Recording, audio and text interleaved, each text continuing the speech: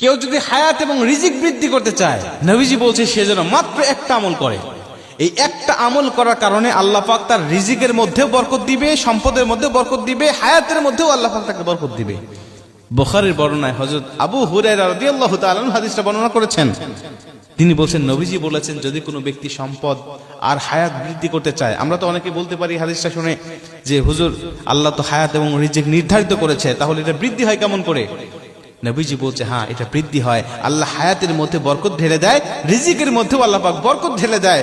ওই রিজিকের মধ্যে বরকত দেওয়ার কারণে আল্লাহ পাক তার সম্পদ অনেক অনেক গুণে বৃদ্ধি করে দেয়। একটা উদাহরণ দিলে আপনারা খুব ভালো বুঝবেন। মনে করেন কোন একজন ব্যক্তি হালাল পথে 10,000 টাকা ইনকাম করে প্রতি মাসে। ওই ব্যক্তি দেখবেন মাস শেষে 10,000 টাকা সংসার চালানোর পরেও 2,000 টাকা সঞ্চয় করতে পারে, 2,000 টাকা সে গুছাতে পারে। কিন্তু একজন ব্যক্তি সে 50,000 টাকা অবৈধ পথে ইনকাম করে, মাস শেষে দেখবেন 50,000 তো খরচ হয়েছে, আরো 20,000 টাকা তাকে ঋণ করতে হয়েছে। কেন? ওই 10,000-এর মধ্যে আল্লাহ পাক বরকত রেখেছে, হালালের মধ্যে বরকত রেখেছে, বিধায় সে সারা মাসেও খেয়ে শেষ করতে পারে নাই। কিন্তু এই 50,000-এর মধ্যে বরকত না থাকার কারণে এটা শেষ হয়েছে এবং আরো তাকে ঋণ করতে হয়েছে। এটাই হলো হালাল এবং হারামের মধ্যে পার্থক্য, হালাল আর হারামের। এটা হলো উদাহরণ। আপনার সম্পদের মধ্যে যদি বরকত থাকে, এটা খেয়ে আপনি শেষ করতে পারবেন না, আপনার সন্তানেরা শেষ করতে পারবে না। বরকত না থাকলে আপনাকে শেষ বয়সে ভিক্ষা করা লাগতে পারে। হায়াতের মধ্যে যদি বরকত থাকে, এই অল্প হায়াতের মাধ্যমে আপনি আল্লাহকে সন্তুষ্ট করতে পারবেন, এমন কিছু করতে পারবেন যেটার জন্য আপনি জান্নাতে যাওয়ার উপযুক্ত হয়ে গিয়েছেন। কিন্তু হায়াতের মধ্যে বরকত নাই, তাহলে দেখবেন যে এটা আপনি অল্প সময় দুনিয়াতে ছিলেন, কিন্তু যেটুকু সময় ছিলেন এটুকু সময় আল্লাহ পাকের অসন্তুষ্টি নিয়ে আপনি বিচরণ করেছেন।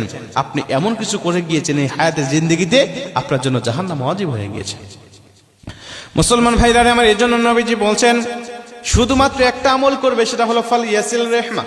তোমার আত্মীয় সম্পর্ক তুমি ছিন্ন করবে না, আত্মীয়তার সম্পর্ক সর্বসময় রক্ষা করার চেষ্টা করবে।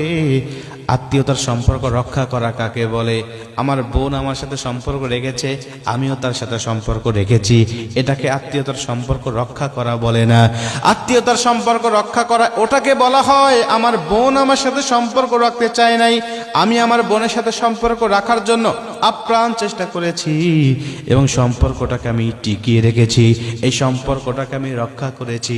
নবীজি বলছে এটাকেই সম্পর্ক রক্ষা করা বলা হয়। আর যেই ব্যক্তি আত্মীয়তার সম্পর্ক রক্ষা করে, আমি নবী ওই ব্যক্তিকে নিয়ে একই জান্নাতের মধ্যে থাকব। ওই ব্যক্তিকে নিয়ে আমি নবী একই জান্নাতের মধ্যে থাকব।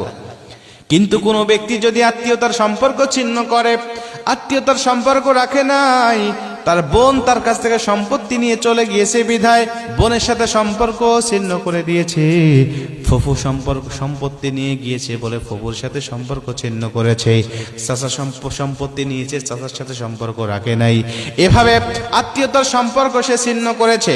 নবীজি বলছে যেই ব্যক্তি কারণে অকারণে আত্মীয়তার সম্পর্ক ছিন্ন করতে পারে, লা ইয়াদখুলুল জান্নাহ, আমি নবীজি বলছি ওই ব্যক্তি কখনো জান্নাতে প্রবেশ করতে পারবে না, জান্নাতেই সে প্রবেশ করবে না। রিজিক সংকীর্ণ হয়ে যাবে, হায়াত সংকীর্ণ হয়ে যাবে, দুনিয়াতেও অশান্তির মধ্যে থাকবেন, পরকালেও আল্লাহ আপনাকে অশান্তির মধ্যে রেখে দিবেন, জাহান্নামের মধ্যে রেখে দিবেন। এজন্য হায়াত এবং রিজিক সম্পদ বৃদ্ধি করতে চাইলে আত্মীয়তার সম্পর্ক রক্ষা করার কোনো বিকল্প নাই। আত্মীয়তার সম্পর্ক আমাদেরকে রক্ষা করতে হবে। আল্লাহ হায়াতের মধ্যেও বরকত দিবে, রিজিকের মধ্যেও বরকত দিবে। হযরত আবু হুরায়রা রাদিয়াল্লাহু তাআলা হাদিসটা বর্ণনা করেছেন।